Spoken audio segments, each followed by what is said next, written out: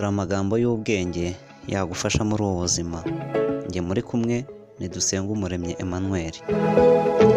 Irya mbere, iyo ugerageza kunezeza bose utakaza agaciro kawe.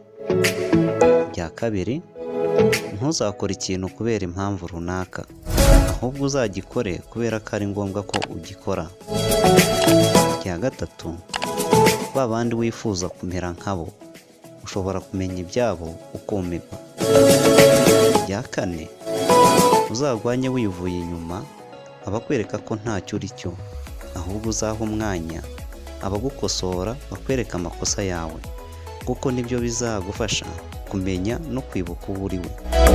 Irya gatanu, abantu ntabwo bajya bita cyane ku byo uvuga, ahubwo ibyo uvuga bihabwa agaciro kubera ibyo wubatse. Irya gatandatu, naryo rya nyuma uyu munsi tugiye gusorezaho, ntabwo isi igutererana kuko uyiriho, ahubwo igutererana kubera ibikurimo. Ndagusaba gukora subscribe niba iyi video igushimishije cyane, kandi umbwire bwose ukomantinge, umbwire uko urimo ubona izi video dushyira kuri iyi channel yitwa Light TV 20. Urabukoze cyane, kandi ndagusaba gukora subscribe niba utarakora subscribe. Urakoze cyane.